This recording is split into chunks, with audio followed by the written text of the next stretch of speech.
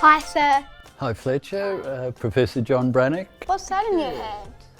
This is my tennis racket, my wooden tennis racket that I used to play with at St Paul's in 1963, 1964.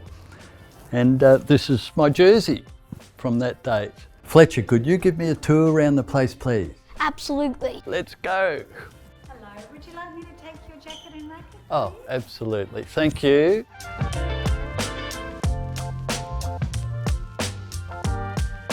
When did you start at St Paul's? Well, Fletcher in 1961. Whoa. Went right through to graduation in 1964. Cool. And those 4 years, memorable years for me, and I hope they are for you too. What do you do now? Fletcher, I'm adjunct professor at the University of Queensland, so I do some lecturing and just trying to do a lot of community work around where I live. When you show me around the school, I think I'm going to be telling you what I think is different in each area, if I could. You Okay. interested in that? Yes.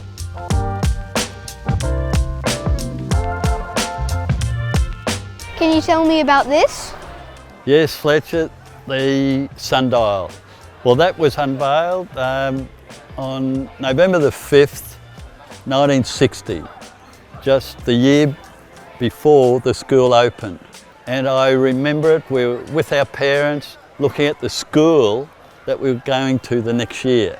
We checked it out many times, and in fact we didn't have watches then really. Some of the rich kids did, but most of us didn't, and so we used to tell the time. Fletcher, where you're having lunch now is where we used to sit to have lunch. All along here, just like this, up to the farmhouse. And in fact, I've got to tell you the story, as long as you don't tell anyone else. Now and then, we knew if we forgot our lunch, the headmaster would say, where's your lunch? Oh, I forgot it, sir. Well, you go over to my wife, Mrs. Krebs, who's just in the nearest farmhouse, and she'll make it for you.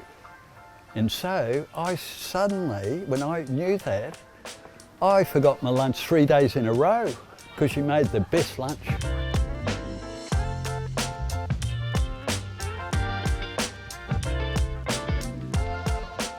And Fletcher, this is the old farmhouse where the headmaster and the other two teachers, because the headmaster used to teach as well, used to go and do their office type work. And after assembly, we had assembly behind the building in a thing called the barn. It's no longer there. If it was absolutely burning hot or raining, it'd be inside the barn, which was an old farmhouse barn, which was absolutely massive. Were there animals in assembly? Good question, Fletcher. I think they kicked them out the year before we started here, but you could still smell the, the remnants of it. Oh, absolutely. It was used right until the day that we started school here in 1961.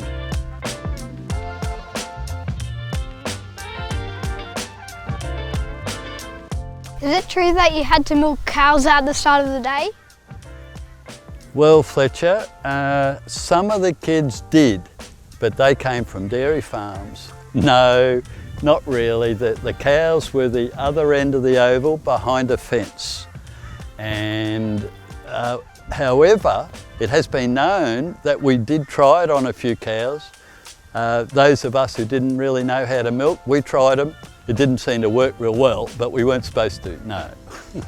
We played cricket, even though it was black soil on the cricket pitch, and sometimes the balls got stuck in the pitch before going any further.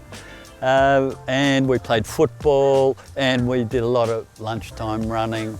And in fact, the other end, behind the change sheds over there, is a tree that I planted, because each of us in the first year could plant a tree around this oval.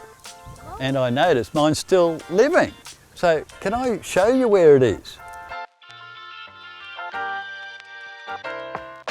So this is your tree? Yes, yeah, in 1961 I planted this.